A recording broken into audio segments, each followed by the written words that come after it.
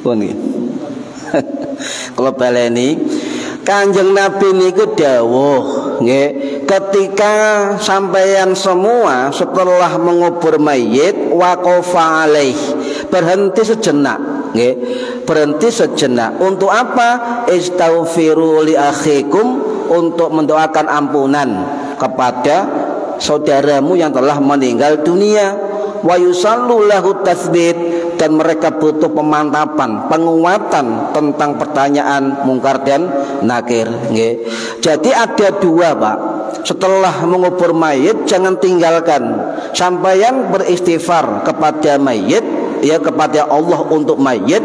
Yang kedua, litasbit, mendoakan penguatan, pemantapan, penguatan terhadap mayit atas pertanyaan mungkar dan nakir.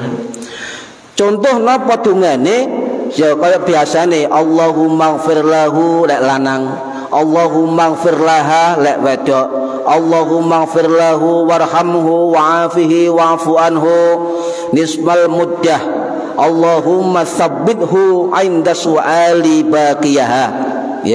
Ya Allah, ampuni dia, rahmati dia, sayangi dia. Ya, satu sisi, ya Allah, tetapkan, kuatkan, mantapkan ia ketika ditanya malaikat mungkar dan nakir. Sisi yang lain. Jadi doa ini yang kalau sampai nggak isok coro Arab, kayak coro Jawa, coro Jawa. Ya Allah, ya maafkan mayit ini, ya ampuni mayit ini, rahmati mayit ini, misalnya nggih, kasih sayangi mayit ini. Ya Allah, kuatkanlah dia untuk bisa menjawab pertanyaan mungkar dan nakir. Niki saged cara Jawa. Menapa-napa wong awak duduk wong Arab, nggih, duduk wong Arab. Saged nggih. Nah, niki para hadirin rahimakumullah. Bahkan menurut Syekh Soleh Darat atau Mbah Soleh Darat As-Samarani Semarang rahimahullah, sing wafat tahun 1903 Masehi di makam Berkota Semarang nggih. Dalam kitab beliau, kitab Al-Munjiat, iku ikhtisar kitab Ihya Ulumuddin. Mbah Soleh Darat niki niku murid dari Mufti Syafi'i di Mekah. Namanya Sayyid Ahmad Zaini Dahlan rahimahullah, sing wafat tahun 1882 Masehi. Jadi sebelum Wahabi niku menguasai Mekah Madinah, di Mekah niku muftinya adalah bermadzhab Syafi'i, yaitu Sayyid Ahmad Zaini Dahlan As-Syafi'i Al-Maqi rahimahullah nggih. Lah beliau Mbah Soleh Darat niki lenjenengan ziarah ten Semarang niku, ten kota Semarang ya, ten daerah Berkota niku pun dibangun sawae saniki tabarukan ten mriko. Beliau Mbah Soleh Darat niki adalah guru-guru ulama Nusantara, termasuk gurune pendiri NU Ki Haji Hasyim Asy'ari rahimahullah, sing wafat tahun 1947 Masehi di Tebu Ireng. Termasuk gurune Ki Haji Ahmad Dahlan, pendiri Muhammadiyah, sing wafat tahun 1923 Masehi di Yogyakarta. Termasuk gurune Raden Ajeng Kartini, sing wafat tahun 1904 Masehi di Rembang. Termasuk gurune Kiai Haji Munawwir Kerapia, Kiai Haji Dalhar Watu Congol, gurune Kiai Khalil Lasem, gurune Kiai Dahlan Tremas, gurune Kiai Dimyan Tremas, dan lain sebagainya. Berarti Mbah Soleh Darat niku gurunya dua pendiri ormas Islam besar, pendiri NU, pendiri Muhammadiyah.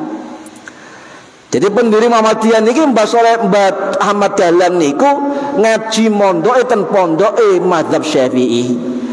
Ten Mekah nggih sami belajar ten ulama-ulama mazhab Syafi'i. Niku Mbah Soleh Mbah Ahmad Dahlan. Mbah Soleh Darat dawuh ngeten, Pak.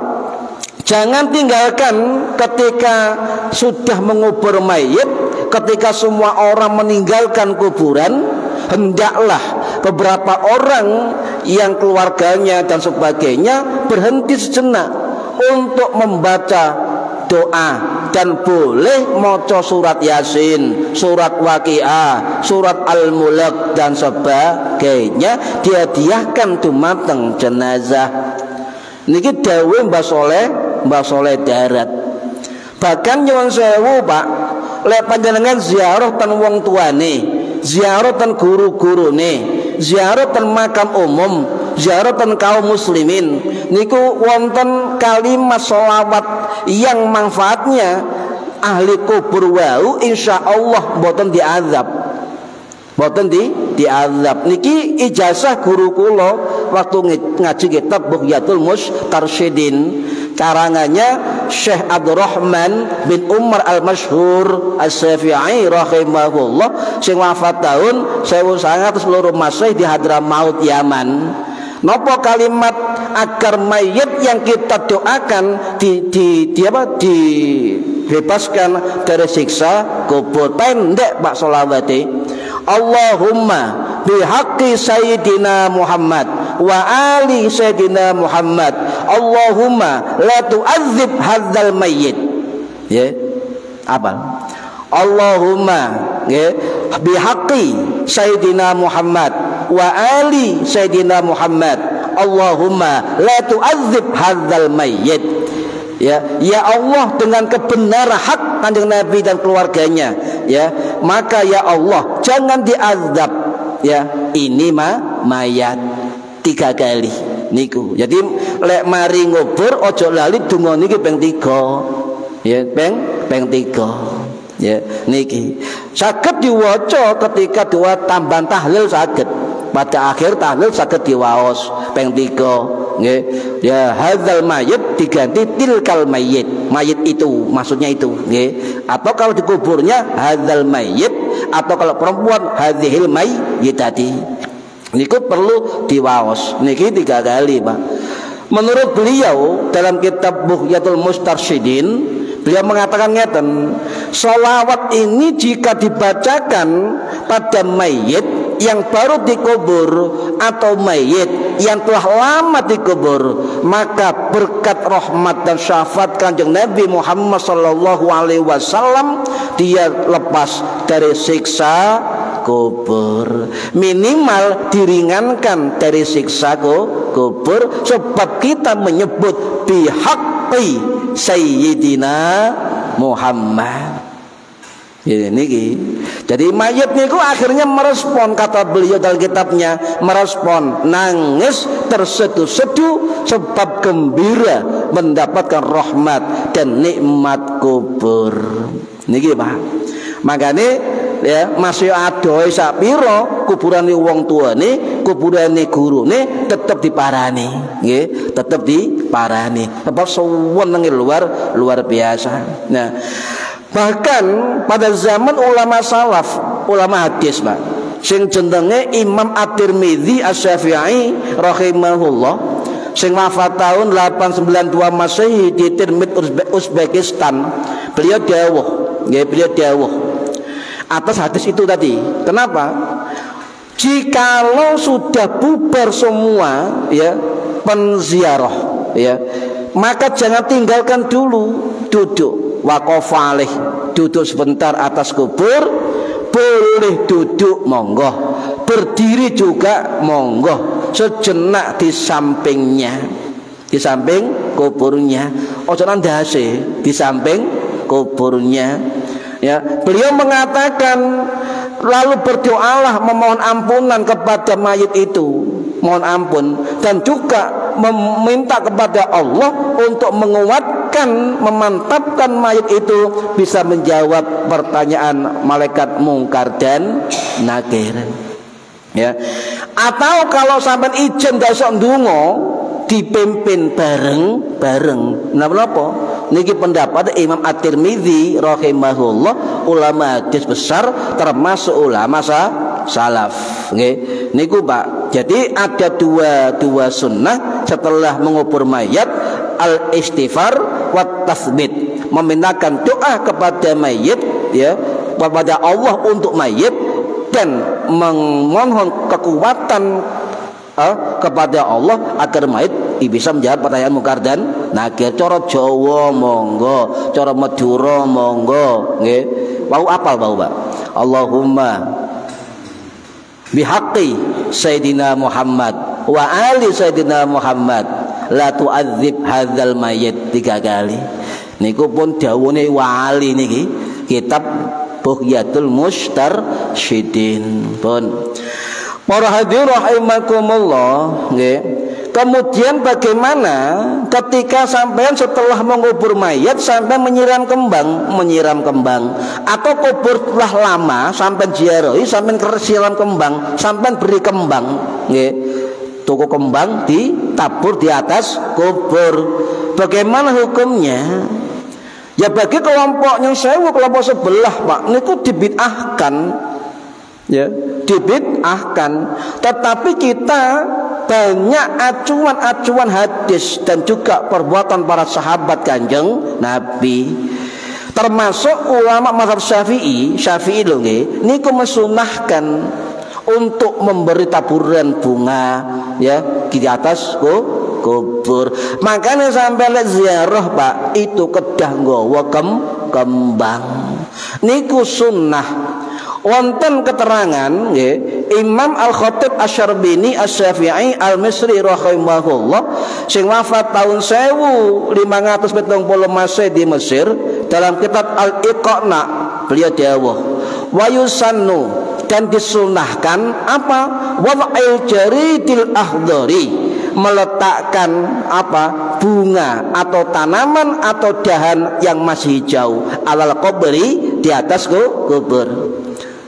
Wa yusannu wad'il jaridil akhdari alal qabri, disunnahkan meletakkan bunga, dahan atau apapun yang masih hijau di atas kubur. Mengapa?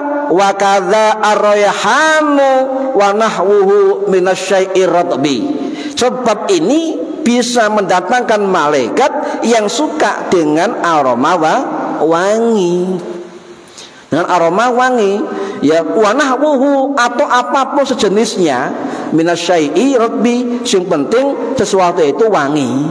Mbuh kubur sampean lek misalnya gak nggawa kembang nyun sewu, Pak, ten makam akeh Kamboja nggih. Kamboja napa kok cocok di kuburan? Sebab bu kembang Kamboja lugur sik seger. Bener nggih? Lah sampean kumpul niku, dikumpulno didekek ndukur kuburan saged lek medhit sampean. Saged nggih dikumpulkan. Eman siapik nggih. Makanya fungsinya Kamboja niku ngelugurno bunga yang masih segar dan wangi juga niku nggih. Pun jelas nggih. Para hadirin rahimakumullah nggih. Bagaimana kalau dahan bunga sudah mengering, Pak? Nggih, kita taruh kembang, kemudian balik lagi wis kering kembangnya, diambil, ganti yang baru. Nggih, ganti yang baru. Sampai di Sedogiri menjawab di makam Sedogiri Pasuruan, di makam Masyayikh niku setiap makam ono napa toples nggih diwatkai napa iku sing wangi niku lho. Basa riyoan niku. Niku mboten napa-napa kaya banyu. Niku sunnah menurut mazhab Syafi'i. Lah kalau misalnya bunga, kembang, dahan, pohon, tanaman hijau yang di atas kuburan, duduk tanaman sing kawetin ndak, Pak. Ya, tanam ya, bunga, kembang yang masih hijau dan belum mengering jangan diambil sebelum mengering. Nggih. Niki dijelaskan kali Imam Asy-Syarbini ya, wala yazuzu lil ghairi akhduh minal qabri qabla yubsihi. Napa artinya? Jangan diambil, tidak boleh diambil, memindahkan dari atas kubur kembang-kembang itu sebelum mengering, paham nggih? Sebab apa? Li zawali naf'ihi, sebab telah hilang manfaatnya. Jadi kembang yang manfaat itu ketika segar, hijau dan masih basah, niku bisa memberi manfaat kepada mayit. So, niku dijelaskan para ulama kawatah, Pak. Termasuk seorang ulama Syafi'i, Syekh Wahbah Mustafa Az-Zuwaili Asy-Syafi'i rahimahullah, sing wafat tahun 2015 yang lalu di Suriah, dalam kitab beliau, kitab Al-Fiqhul Islami wa Adillatuhu, beliau dawuh nggih, tasbih. Jadi kembang-kembang dahan dan yang basah-basah hijau itu bertasbih, Pak. Ya. Jadi tasbih dahan basah, tasbihnya bunga kembang yang basah lebih sempurna daripada dahan atau kembang yang kering. Sebab hijau dan basah itu mengandung energi kehidupan, menurut beliau dalam kitabnya. Nah, kemudian ulama itu sepakat, ya, dahan basah, pohon basah, kembang basah seger itu bisa bertasbih dan memintakan ampun kepada ahli kubur di bawahnya. Nah, ini ulama bedanya istighfar, manfaat istighfar itu apakah bersumber dari kembang tadi, wasilah, ataukah bersumber dari malaikat. Ini beda pendapat. Tapi ulama mazhab Syafi'i sepakat, ya, kembang dan sebagainya yang masih hijau segar memberikan apa? Sarana istighfar. Cuma bedanya istighfar tadi dari malaikat atau dari sarana kembang. Nah, para ulama jumhur mengatakan, ya, termasuk Syekh Sulaiman Al-Bujairimi As-Syafi'i Al-Misri rahimahullah, sing wafat tahun 1608 di Mesir, dalam kitab beliau, kitab Tuhfatul Habib Alal Khatib, tuwabel kitabnya, Pak, niku dawuh nggih, wa wal istighfar, dan istighfar itu minal malaikah, dari malaikat. Ya, jadi eman sampean kita ini ke kuburan gak nggowo oleh gak nggowo kembang, walah sentolang titik mek 5.000 ngoten, Pak. Tapi aja 5.000 medit suruh sampean ya 20.000 20.000 ngoten nggih. Niku sarana yang luar biasa. Wa amma huwa, ya, fayusabbihu sawa'un kana rabban. Dan kembang tadi, ya, sarana kembang tadi malaikat bertasbih. Paham nggih? Bertasbih, ya, selama bunga kembang itu masih basah dan hijau. Eman nggih? Eman 5.000 lho, Pak. Ditu sampean gak melok ndonga, sing ndongano malah malaikat 5.000. Masya Allah. Padha karo wong ngemis nggih, dikek 1.000. Ya Allah, mugi-mugi surga, Pak. Lho, 1.000 oleh swarga. Niki, paham nggih? Niki penting disampaikan, sebab kita jangan sampai tidak peduli terhadap ahli kubur. Para hadirin rahimakumullah, samantune mayit dikubur terus dikei patok napa kayu nggih. Ya, patok kayu, ana sing temriko patok pring, ana sing watu, macam-macam nggih. Terus pundi hukumnya? Sebab masih ada sekelompok orang yang membid'ahkan kubur harus rata dengan tanah. Pokoknya ngeten guru kula dawuh, Pak. Sing penting sampeyan Ahlus Sunnah wal Jamaah nyekel 4 mazhab beres punan. Gak usah liyane, 4 mazhab nyun sewu. Tak minggu wingi, Pak, minggu wingi ten Masjid Agung kula wonten pertemuan Hall Gus Dur ke-14 alumni Tebuireng Gresik nggih. Niku dirawuhi kali cucune Mbah Hasyim nggih, Mbah Hasyim Gus Mirza. Niku dawuh niku ngai tausiah. Napa tausiahe? Ngonceki kitabe Mbah Hasyim. Nggih.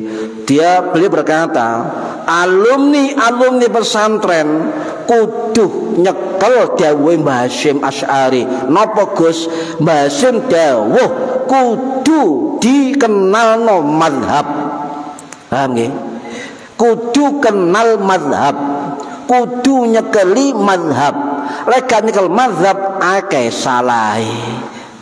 Niki dawuhe Mbah Hasyim, nggih, dawuhe Mbah Hasyim. Berarti kita ngaji niki titik nyenggol Syafi'i, nyenggol Maliki, nyenggol Hanafi, nyenggol Hambali. Niki nyekel dawuhe Mbah Hasyim Asy'ari. Nggih. Niki, Pak. Nah, hukum memberi patok kayu, Pak, ketika mayit habis dikubur niku memang ikhtilaf ulama. Ana sing ngarani hukum makruh, ana sing ngarani mubah, ana sing ngarani sunnah, ana sing ngarani haram, macam-macam.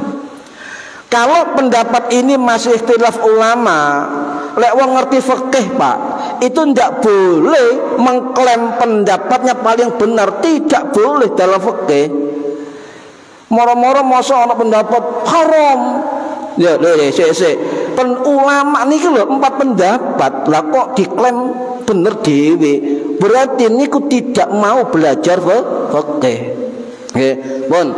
Para rahimakumullah, para ulama ngeten. Ten keterangan kitab Fiqhus Sunnah nggih, karangannya Al-Alamah As-Sayyid Sabiq Muhammad At-Tihami Al-Misri rahimahullah, sing wafat tahun 2000 Masehi. Beliau dawuh, termasuk wonten juga dalam kitab Al-Fiqhul Islami wa Adillatuhu, karangannya Syekh Wahbah Mustafa Az-Zuhaili As-Syafi'i rahimahullah, sing wafat tahun 2015 Masehi di Suriah. Niku sami pendapat juga ulama yang lain hampir sama, napa? Menerangkan hukum niku mazhab Maliki memang menyatakan makruh masang napa? Patok atau maisan. Mazhab Maliki menyatakan makruh, termasuk makruh nulis jeneng mayit. Niki mazhab Maliki. Nggih. Kemudian mazhab Hanafi, mazhab Hambali, mazhab Syafi'i itu boleh, bahkan dianjurkan jika ada kebutuhan. Boleh masang mesan, boleh nyenengi nesan, boleh nopo memberi nama di dalam maisan, boleh. Kalau ada orang mengaku ikut mazhab Hambali yang kemudian mengharamkan patok nesan kubur, maka ayo buka kembali kitab-kitab fikih mazhab Hambali. Kalau curiga ndak maca kitab mazhab Hambali, gawe hukum-hukum dhewe. Hati-hati, Pak. Akeh model ngene iki. Akeh, Pak, hati-hati. Nggih, pun. Muradi rahimakumullah, sebab napa? Sebab Kanjeng Nabi niku melakukan, Pak. Jadi ketika ada sahabatnya yang wafat, Nabi nggawa watu rodok gede, kemudian diletakkan di isi kepala kubur sahabatnya. Nggih. Bagi mereka niki hadis dhaif, nyon sewu, bagi sampean kula ngoten. Bagi kami pengikut mazhab Syafi'i niki hadis hasan sahih. Duh, jare sapa? Jare salah satunya Imam Ibnu Hajar Al-Asqalani rahimahullah, sing wafat tahun 1499 Masehi di Mesir, menyatakan hadis niki hadis hasan. Oleh hadis hasan statusnya, maka boleh dipakai dalil dan argumentasi. Paham nggih? Aja percaya dhaif cek. Jare sapa ngoten lho, Pak? Sing tegas sampean. Hadis dhaif. Sik Mas, jare sapa? Ngoten, sing tegas. Wah, mau percaya wae. Nah, Nabi dawuh niki riwayat sahabat Anas bin Malik Al-Ansari radhiyallahu an. Nggih, sing wafat tahun 709 Masehi di Basrah. Niku riwayat Imam Abu Dawud rahimahullah, sing wafat tahun 889 Masehi di Basrah, Irak. Napa dawuh Kanjeng Nabi? Nabi pernah membawa batu, kemudian meletakkan batu itu di sisi kepala kubur sahabatnya yang wafat, yaitu sahabat Utsman bin Ma'zun radhiyallahu an, sing wafat tahun 625 Masehi di Baqi Madinah. Ata'allamu biha qabra akhi wa dhafid ilaihi man mata min ahli, kata Kanjeng Nabi. Aku memberi tanda, loh, aku memberi tanda kubur ini saudaraku, kata Kanjeng Nabi piyambak sanjang ngeten dengan batu yang dibawa Kanjeng Nabi. Bahkan dalam riwayat yang lain, Imam Ibnu Majah rahimahullah, sing wafat tahun 887 Masehi di Qaswin, Iran, niku wonten redaksi berbeda, nggih. Nabi itu memberi tanda di sisi kepala sahabatnya yang wafat, Utsman bin Maz'un, ya. Untuk apa? Diberi tanda agar dikenali kuburnya. Coba Pak ten makam mriki lah kado-kado. Kok ana jenenge belas, patoke padha kabeh. Coba kate ziarah endi? Coba nggih, mono saged. Makanya mau enggak mau harus dinamai, dikasih patok. Nggih, niku. Berarti di dalam mazhab Syafi'i hukumnya sunnah. Mazhab Hanafi, mazhab Hambali, mazhab Syafi'i hukumnya sunnah. Untuk apa? Agar dikenali kuburnya, agar tidak hilang kuburnya, agar mudah diziarahi. Niki lho, hukum asal makruh Pak, betul kata mazhab Maliki. Tetapi ulama Syafi'i mengatakan itu bi ghairi hajah, tidak ada hajat, baru makruh. Tapi kalau ada hajat apa? Seperti tidak hilang kuburnya, tidak dirusak binatang, tidak dicuri orang misalnya, diberi nama, niku baru dikatakan boleh, bahkan dianjurkan. Paham nggih? Niki. Nah, dari apa? Ya, niki para ulama mengatakan wa iyyadu'a 'inda rasihi, dan sunnah meletakkan pertanda mbok batu, hajaron atau batu, au khosyabatan atau papan, au nahwi dzalik, atau seumpama dengan itu, ya, boleh. Mengapa boleh? Sebab ada dalil hadis Hasan tadi, Nabi membawa batu diletakkan di sisi kepala kubur Utsman bin Maz'un untuk pertanda kuburnya. Paham? Paham nggih? Pun. Nek jelas niki. Lek terang niku bingung sampean, ya.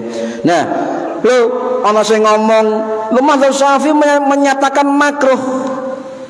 Saya katakan betul. Mazhab Syafi'i ada ulama mengatakan makruh, tetapi ayo maca kitab sing genah nggih, dipotong senengane ya Allah. Kalau niki kadang grewekno Pak.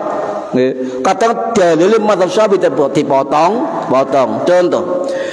Menurut Imam Ar-Ramli, Samsuddin Ar-Ramli Asy-Syafi'i rahimahullah, sing wafat tahun 1550 Masehi di Mesir, dalam kitab Nihayatul Muhtad Syarhul Minhaj, beliau dawuh, jika ada kebutuhan memberi patok dan memberi nama-nama dalam nisan untuk penanda, kata beliau, untuk penanda, paham nggih? Untuk penanda kubur, maka itu boleh, bahkan dianjurkan. Niki pendapat seorang ulama besar berlevel Syekhul Islam, alim alamah, al-faqih dan sebagainya, mengatakan boleh, bahkan dianjurkan.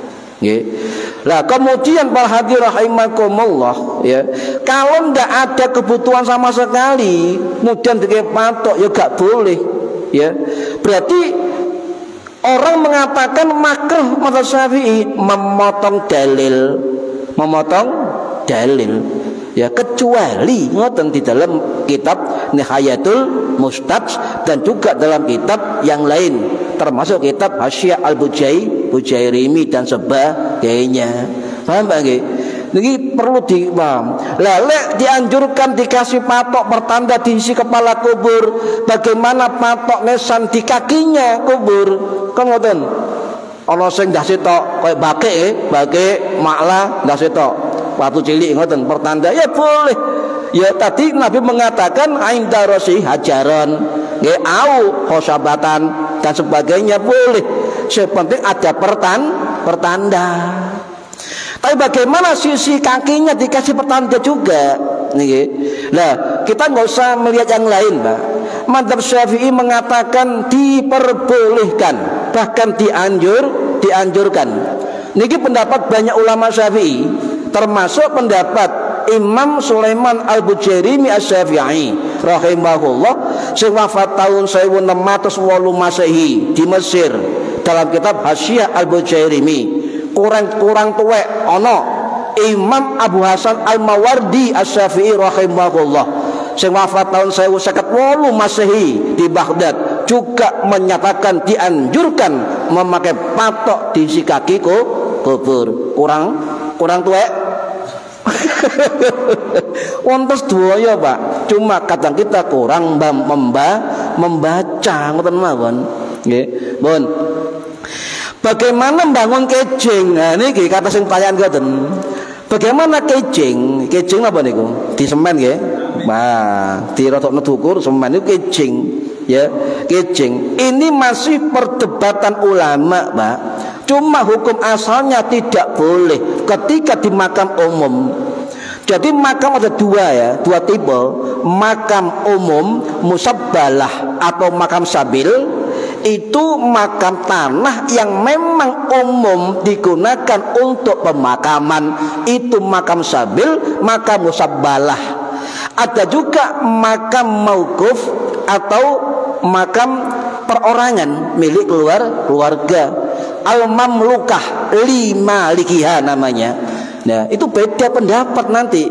Jadi lek belajar fikih niku kudu detail, Pak. Endi sing makame umum, makam sabil, endi sing makam apa? Al-mamlukah, lima likiha. Beda hukumnya nanti. Nggih, ngeten. Sik dawa niki. Pun nggih. Lah, jadi walaupun hukum asal tidak boleh, Pak, tapi ada yang bolehkan dengan syarat yang ketat. Syarat yang ketat. Jadi ada 3 jenis tanah kubur, Pak. Kalau baleni nggih. Ana tanah kubur niku khusus untuk nabi dan rasul, ulama, wali, syuhada dan sebagainya. Nggih. Wonten kuburan pribadi, kuburan napa? Perkumpulan, kuburan persero atau napa niki, dan juga kuburan umum. Ana kuburan wakaf, ana kuburan sabil. Paham nggih? Kalau sabil is ngono iku lah. Nah, niku sabil, Pak. Artinya umum ya, digawe umum wong akeh. Tapi lek wakaf, Pak, tanah wakaf untuk kubur haram dikecing. Haram dikecing. Contoh, niki tanah kula kalau wakafkan untuk kubur haram dikecing. Nggih. Apa alasane? Lek nutut kula sampaiaken, Pak. Nggih. Ikhtilaf, ana sing ngarani mubah, ana sing ngarani makruh, ana sing ngarani haram. Nggih. Pun. Membangun kecing atau bangun di atas kubur itu makruh, bahkan bisa haram. Ya.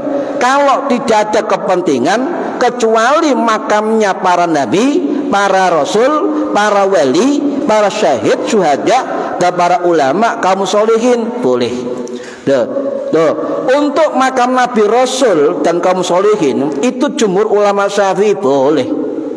Bah digawe kecing, bah digawe kuncup, ke pendopo dan sebagainya diperbolehkan oleh ulama mazhab Syafi'i. Sebab apa? Penanda ulama besar biar enggak hilang di telan masa dan mudah diziarahi oleh umat muslim, dan juga mendapat pelajaran, keteladanan sejarah dan ilmu dari ulama tersebut. Niki alasannya. Nggih. Lek kubur milik keluarga, nggih, niku dua pendapat. Lek dikecing dibangun ana sing hukum makruh, hukumnya mubah. Cuma sebagai ulama Syafi'i, salah satunya Syekh Abdul Hamid Asy-Syarwani Asy-Syafi'i rahimahullah, sing wafat tahun 1814 Masehi, nggih, di Mekah, niku menyatakan boleh lek tanah sendiri kubur keluarga itu boleh dikecing dengan syarat tidak mengganggu lingkungan yang lain.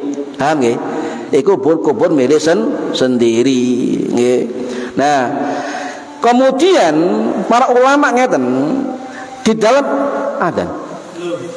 dalam kitab Fathul Mu'in ngeten, Pak. Kitab Fathul Mu'in karangannya Imam Zainuddin Al-Malibari Al-Fanani Asy-Syafi'i Al-Hindi rahimahullah, sing wafat tahun 1597 Masehi di India. Niku dawuh, Wa mahalla karahatil bina'u idza kana bimilkihi bi ghairi hajatin. Makruh membangun milik sendiri, tanah sendiri, kubur sendiri tanpa ada sesuatu kebutuhan hajat. Ya, tapi kalau ada hajat, contoh wedi dicolong wong, ya jenenge makame apik. Toko marmer misalnya, wedi colong wong, wedi dirusak binatang, wedi macam-macam, maka ada hajat demikian dalam tanah kuburan keluarga itu boleh dilakukan, nggih, boleh dilakukan.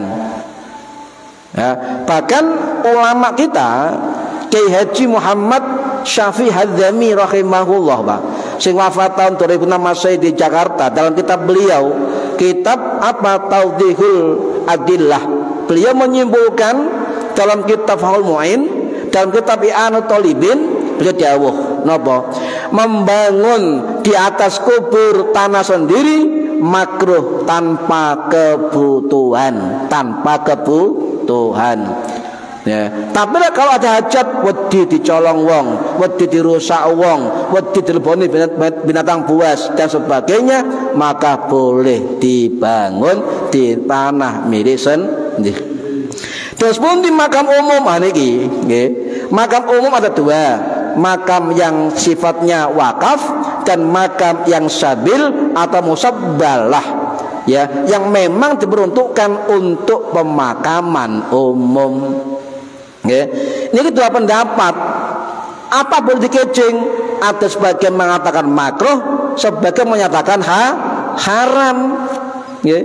Kecuali dengan non permanen atau semi permanen. Haram, Pak. Ketika ada aturan ngeten, pemerintah mengatur tidak boleh mengkecing, maka hukumnya haram mengkecing. Contoh, kesepakatan RW dengan masyarakat mensepakati tidak boleh kecing, haram kecing, sebab ono dasarnya. Ini fikih, Pak. Nggih. Kenapa? Karena mengkecing makam itu kata beliau, ya, itu bisa memonopoli makam. Paham nggih? Memonopoli makam, ya. Sebab apa? Engko ngene, kono cup nggonku. Wah, iki cup keluargaku. Iki cup keluargaku. Akhirnya pek-pekan. Lah niku ndak boleh di dalam tanah sabil, tanah umum, ya. Ndak boleh, ya. Kalau misalnya kesepakatan boleh, monggo. Tapi kalau mengatakan tidak boleh, ya tidak boleh. Lebih baik tidak dikecing. Non semi permanen tidak apa-apa kata ulama, tapi jangan sampai permanen, sebab mengurangi dari memonopoli tanah kuburan. Ya. Niki para hadirin rahimakumullah. Jadi dimakruhkan sekali lagi membangun di atas kuburan karena itu sah hukumnya, dilarang sah, Pak, kata beliau. Ya, tanpa suatu kebutuhan. Contoh misalnya tanah kuburan temriki niku tanahnya ambles, amblesan utawa napa gampang banjir dan sebagainya, ada kebutuhan, maka boleh dikecing. Selama tidak ada kebutuhan sama sekali untuk kehiasan, untuk pamer tentang makam para leluhurnya, maka tidak boleh di makam umum. Sekedar apa-apa, ojo diukur, Mbak, ojo terlalu kawede, bisa memangkas dari hak mayit yang lain. Mereka angsal dikecing. Oh, mboten, nggih leres. Sebab makam sabil nggih. Lah nggih. Oh niki. Niki. Oh nggih. Jelas nggih. Nah niku kecuali di tanah wakaf mutlak hukumnya haram dikecing. Nah, dia ono bedane di tanah sabil, di tanah wakaf. Niki pun para hadirin rahimakumullah, nggih. Nah, sakniki ngeten ngoten tawat-tawat kula, Pak, tanglet kula. Terus pundi ji lek ana buah-buahan nek njero niku kuburan. Apa oleh dijoko, dipangan? Nggih penting niki. Nggih, penting. Nah, kalau jawab, nggih. Bagaimana hukumnya buah-buahan di dalam makam niku tergantung apa jenis kuburannya tadi. Apa kuburan al-mamlukah milik orang lain, milik keluarga sendiri, ataukah kuburan umum? Lek kuburan al-mamlukah milik orang lain tidak boleh, tetap haknya ya pemilik itu, izin dulu Pak. Tapi lek makam umum, niki makam musabbalah, ya itu jelas-jelas disediakan untuk masyarakat secara luas dan bebas mengambil buah atau bunga di lahan kuburan tersebut. Tetapi ya niki itu pakai Pak. Tetapi lisolihiha aula niki wonten dan kita Fathul Mu'in. Lah kalau ada buah-buahan, bunga-bunga di tanah pekuburan, boleh kita ngambil, boleh. Tetapi lebih baik, aula, lebih utama lisohiha untuk kemaslahatan kuburan. Paham? Kecuali ada nazir khos, nazir yang bertanggung jawab ngurusi makam. Sampean baru izin ke nazir. Paham ya? Kecuali wit kawede Pak, wit kawede iku diketok kaya pring. Misalnya nggih, diketok gawe bangku di tanah kuburan. Bagaimana? Ya, kalau soal itu menurut ulama ya dalam kitab Fathul Mu'in menukil pendapat Al-Alamah Aton Badawi Asy-Syafi'i rahimahullah niku dawuh. Kalau nggak ada nazirnya, ya maka itu yang memutuskan pemerintah. Lek wit kawede Pak, pring-pring kuburan niku hati-hati sakarepe dhewe sampean. Kudu izin pemerintah. Dalam arti bisa pemerintah setempat, bisa RT, RW atau tingkat kelurahan ke pihak kelurahan. Niki khusus sing gede-gede niku wau. Ya, nggih. Lah niku kedah kondose Pak. Tapi tetap lisolihiha aula, utamanya untuk kembali kepada kemaslahatan kuburan tersebut. Paham nggih? Nggih, mugi-mugi manfaat fid dini wa dunya wal akhirah. Al-Fatihah. A'udzubillahi minasyaitonir rajim. Bismillahirrahmanirrahim. Maliki yaumiddin. Iyyaka na'budu wa iyyaka nasta'in. Shiratal mustaqim. Shiratal ladzina an'amta 'alaihim ghairil maghdubi 'alaihim waladdallin. Rabbi firli wa li walidayya amin. A'udzubillahi minasyaitonir rajim. Bismillahirrahmanirrahim. Alhamdulillahi rabbil alamin. Allahumma 'allimna ilmal Qur'an wa 'allimna ilma la ilaha illallah wa 'allimna min ladunka ilman nasiru bihi kamil mahyatil amad wa sallallahu ala sayyidina Muhammad walhamdulillahi rabbil alamin wallahu a'lam bissawab. Assalamualaikum warahmatullahi wabarakatuh. Allahumma shalli ala Muhammad.